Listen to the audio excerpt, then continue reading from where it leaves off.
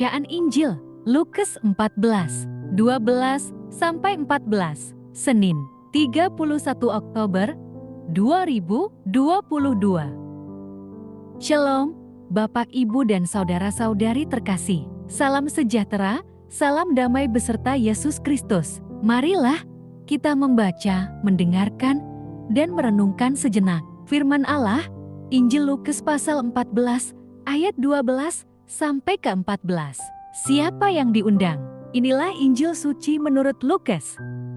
Dan Yesus berkata juga kepada orang yang mengundang Dia, apabila engkau mengadakan perjamuan siang atau perjamuan malam, janganlah engkau mengundang sahabat-sahabatmu, atau saudara-saudaramu, atau kaum keluargamu, atau tetangga-tetanggamu yang kaya, karena mereka akan membalasnya dengan mengundang engkau pula, dan dengan demikian engkau mendapat balasnya. Tetapi, apabila engkau mengadakan perjamuan, undanglah orang-orang miskin, orang-orang cacat, orang-orang lumpuh, dan orang-orang buta. Dan engkau akan berbahagia, karena mereka tidak mempunyai apa-apa untuk membalasnya kepadamu, sebab engkau akan mendapat balasnya pada hari kebangkitan orang-orang benar. Amin. Demikianlah sabda Tuhan. Terpujilah Kristus. Renungan Injil, mengubah kebiasaan.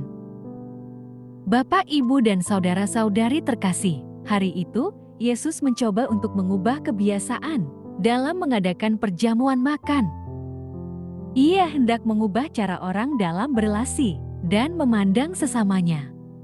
Yesus berkata, apabila engkau mengadakan perjamuan siang atau perjamuan malam, janganlah engkau mengundang sahabat-sahabatmu, atau saudara-saudaramu, atau kaum keluargamu, atau tetangga-tetanggamu yang kaya. Yesus mencoba mengalihkan kebiasaan dengan melihat hal lain yang dapat dilakukan. Tetapi, apabila engkau mengadakan perjamuan, undanglah orang-orang miskin, orang-orang cacat, orang-orang lumpuh, dan orang-orang buta. Tuhan ingin agar para pendengarnya itu mengetahui makna kebahagiaan dalam mengubah kebiasaan berelasinya.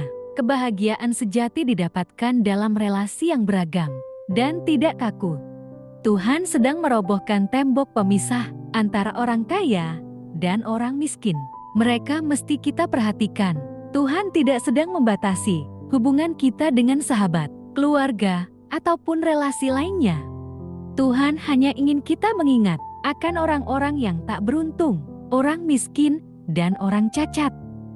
Orang mungkin sibuk memperbaiki relasinya demi mendapatkan keuntungan dan kehormatan diri. Namun, Tuhan ingin agar kita mengubah kebiasaan itu. Ia ingin agar kita memperhatikan orang miskin, orang cacat, orang buta, dan orang lumpuh. Tuhan mengajak kita masuk dalam persekutuan berdasarkan anugerah, relasi indah yang tak terbalaskan oleh siapapun. Dalam relasi itu hanya ada pemberian, tanpa mengharapkan balas jasa. Kondisi ini akan membuat kita semakin menghargai relasi kita dengan Tuhan. Amin.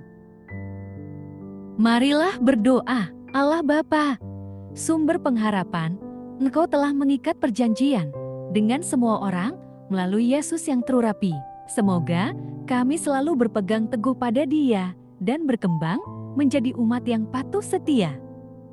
Dengan pengantaraan Yesus Kristus, Putra-Mu, Tuhan kami yang bersama Dikau, dalam persatuan Roh Kudus, hidup dan berkuasa, Allah sepanjang segala masa. Dalam nama Bapa, Putra, dan Roh Kudus. Amin. Terima kasih sudah mendengarkan dan merenungkan firman Allah. Jangan lupa subscribe dan jangan lupa juga aktifkan loncengnya. Terima kasih, Tuhan Yesus memberkati.